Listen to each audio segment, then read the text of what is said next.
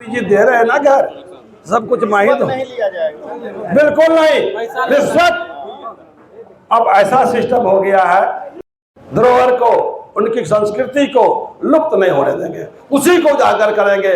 जो हमारा कम जो हमारा लुप्त हो रहा है, हमें मॉल, घर, संसद बन करके, हाँ, वो लोग इसीलिए बनते हैं, इनको आपके हेल्प करने के लिए, मदद करने बनते हैं। मांग कई वर्षों बिल्कुल बिल्कुल, ये भी होगा सब कुछ। क्या कहना चाह रहे हैं आप? बिल्कुल बनना चाहिए, जिला बनना चाहिए। विपक्षी कैंडिडेट को आप जानते हैं कि आरपी मंडल विनिंग कैंडिडेट है। किसने कहा दिया? सॉरी मैं विष्णु सिंह, आप देख रहे हैं खबर आसपास। लोकहित अधिकार पार्टी के तहत श्री गौरीशंकर साहू ने आज झंझारपुर लोकसभा के अंतर्गत कालापट्टी ससवार गांव में एक प्रेस सभा का आयोजन किया।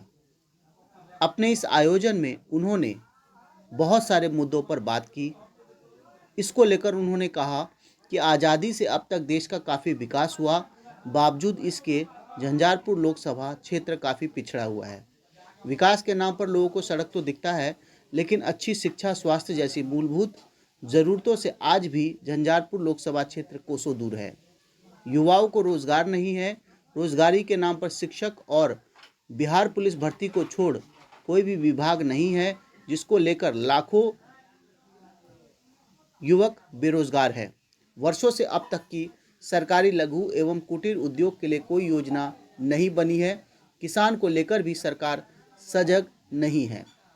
इसके अतिरिक्त उन्होंने बताया कि यदि वह जीतते हैं और झंझारपुर लोकसभा के सांसद बनते हैं तो उनकी सबसे पहली प्राथमिकता इस क्षेत्र को स्वास्थ्य सुविधा मुहैया कराना है।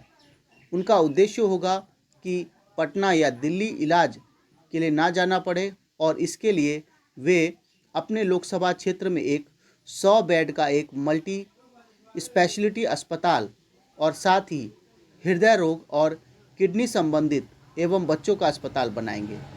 उन्होंने अपनी घोषणाएं स्वास्थ्य को लेकर उन्होंने विशेष बातें कही। इसके अतिरिक्त उन्होंने इंजीनियरिंग, मेडिकल, मैनेजमेंट, फार्मेसी सहित तमाम तकनीकी शिक्षा की व्यवस्था करने का आश्वासन भी दिया।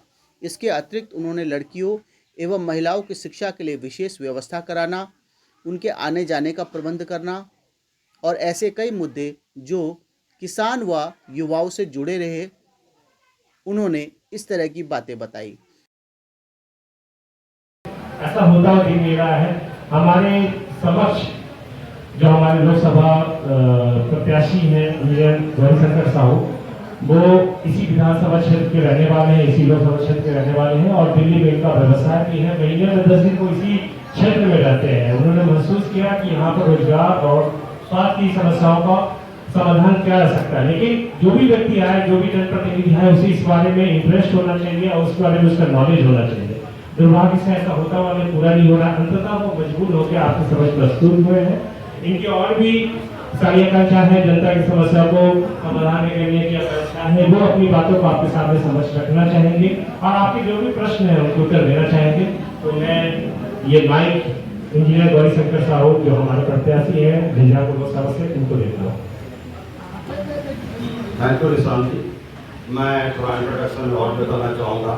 मैं साहू दिल्ली समाज से हूँ और मैं दिल्ली अखिल भारतीय दैनिक साहू महासभा का दिल्ली प्रदेश का अध्यक्ष भी हूँ। और मैं वेबसाइट लिखा हुआ कि मैंने कि मैं उद्योगपति हूँ और मैं व्यापारी हूँ। मेरा मुख्य मैं नेता नहीं हूँ और न ही मैं यहाँ नेता बनने आया हूँ। मैं यहाँ की समस्या को देखते हुए अब हमारे लिए 50 से ज़्यादा हो चुका है, कितना दिन और इंतजार करेंगे। बहुत सारी समस्या है। मैं दिल्ली बैठे हुए और यहाँ की जनता के मुझे फोन करता है दिल्ली में, तब मुझे बहुत दर्द होता है। तो इसी को लेकर के उन्होंने कहा है हमारा मुख्य उद्देश्य जो है वो स्वास्थ्य से रिलेटेड है, क्योंकि दिल्ली की जो अस्पताल है टोटली बिहार के पेशेंट के ऊपर चलता है। जब बिहार का पेशेंट वहाँ ना जाए तो बहुत सारे अस्पताल बंद हो जाएगा। यहाँ पे अब देखिए, यहाँ पे बहुत विकास हुआ है। माना है कि बहुत विकास हुआ है। विकास के रूप में हमें केवल सड़क दिख रही है और कुछ विद्यालय, प्राइमरी स्कूल के विद्यालय दिख रही है और कुछ नहीं दिख रहा मुझे यहाँ पे। इससे ज़्यादा सड़क तो है, बहुत अच्छी बात है, विकास तो हुआ है 75 साल में, लेकिन ये सफिशिएंट नहीं है। हमारे पास अच्छा चरमराया हुआ है और हम इंडस्ट्री की, उद्योग की तो बात ही नहीं कर सकते पूरे बिहार में। झंझारपुर तो क्या, पूरे बिहार में उद्योग नाम का बहुत बड़ा जीरो है, बिल्कुल नहीं है। तो मेरा समस्या आप समझ में आ गया आप लोगों को, और यही समस्या है, मैं इसको समाधान करने आया हूँ। मेरा कोई नेता बनने का, एमएलए बनने का, एमपी बनने का शौक़ नहीं है, मेरी इच्छा नहीं है। और लेकिन इस सब को, समस्या को दूर करने के लिए हमें सिस्टम में आना पड़ेगा, और एक ही सिस्टम है वो सरकार के अंदर में आना है। और अगर एक तो मैं आईएएस डीएम भी नहीं बन सकता, लेकिन अगर डीएम बन भी जाऊंगा तो बहुत सारी उसको वो भी नहीं कर सकते, डीएम भी नहीं कर सकते। एक आप काम प्रतिनिधि बन करके ही हम कुछ भी कर सकते हैं। तो हमने डिसाइड किया, यहाँ का प्रतिनिधि बनो, यहाँ की आवाज़ उठाओ। आवाज़ मत उठाओ, आवाज़ तो उठाएंगे, उसका समाधान करेंगे। हमने समाधान कैसे करना वो भी सोच लिया है, उसका भी मैंने समाधान करने का समाधान ढूंढ लिया है। और पहला समस्या है हॉस्पिटल। 6 लोकसभा है हमारे, एक विधानसभा, इस लोकसभा के अंदर में 6 विधानसभा है। हर एक विधानसभा में मुझे एक अस्पताल खोलेंगे 100 बेड का, और ये उसमें सारे तरह की मशीनें होंगी। जो अस्पताल के लिए मशीनें होती है, एक्सरे से शुरू करो आप, एक्सरे हो गया, उसके बाद अल्ट्रासाउंड, ये सब बेसिक मशीन है, और लैब। उसके अलावा आपको अगर सीटी स्कैन की ज़रूरत पड़ेगी तो कहाँ जाएंगे। मेरी माता की डेथ हो गई दरभंगा तक में, उस समय में सीटी स्कैन नहीं था। मेरी माता जी को हार्ट अटैक हो गया था, नहीं था। तब मैंने डिसाइड किया यहाँ तो कम से कम सीटी स्कैन खोलना चाहिए, लेकिन दरभंगा में सीटी स्कैन लग गया, झंझारपुर में तो नहीं है। उसके बाद आपका एमआरआई हो गया, सीटी स्कैन, एमआरआई, ये बेसिक चीज़ें हैं।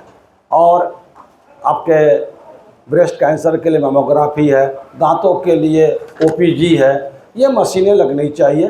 लैब की सारे टेस्ट का लगना चाहिए। तो ये 6 अस्पताल बनाएंगे, उसमें 6 में ये सारी मशीनें जहाँ जो ज़रूरत होगी करेंगे। जैसे कार्डियक सेंटर है तो वहाँ मेमोग्राफी नहीं चाहिए, वहाँ सीटी स्कैन चाहिए, एमआरआई चाहिए, अल्ट्रासाउंड चाहिए, एक्सरे चाहिए।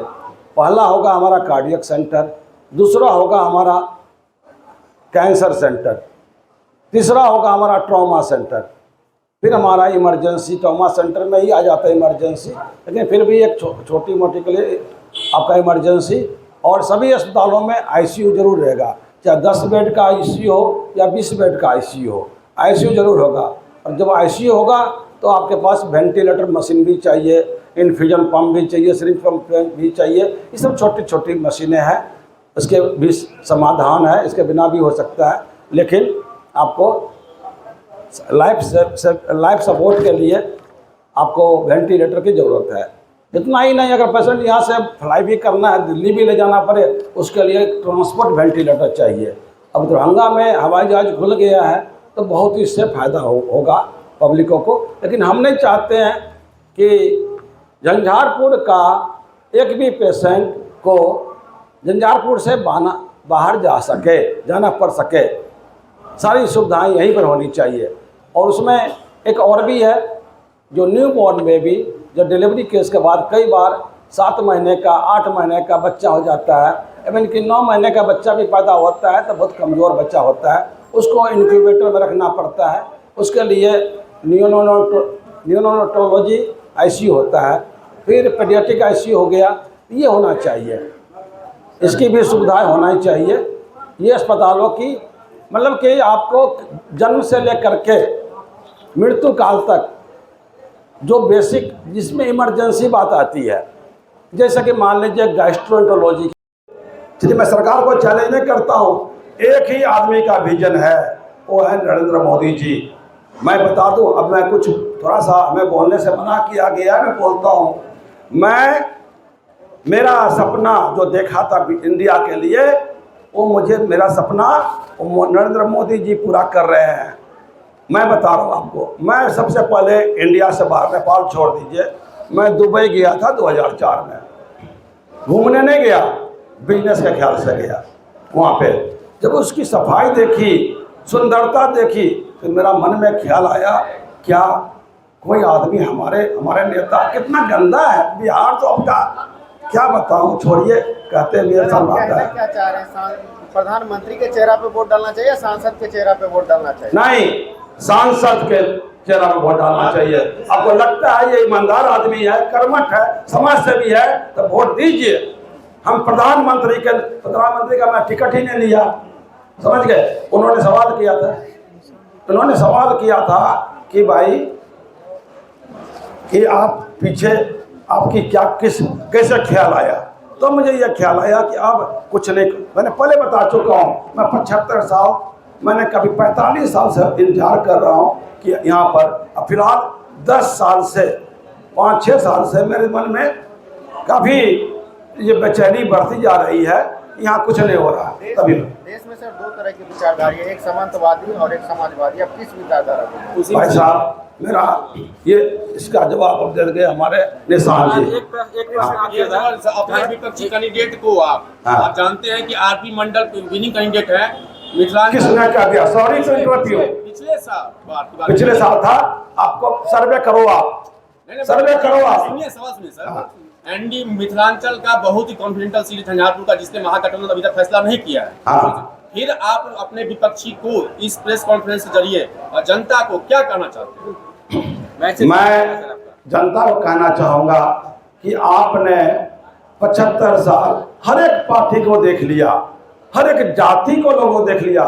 आप मुझे जाति के नाम पे नहीं, पार्टी के नाम पे नहीं, इस चेहरे के नाम पे और हमारी आप हिस्ट्री देखिए, हमारा बैकग्राउंड देखिए, मैं कहाँ पढ़ा, कहाँ लिखा, क्या किया। एक कालापट्टी बड़ी का बच्चा सिसवा रसूल में पढ़ करके, चप्पल को हाथ में लेकर के, किताब को एक तरफ किताब लेकर के पढ़ा।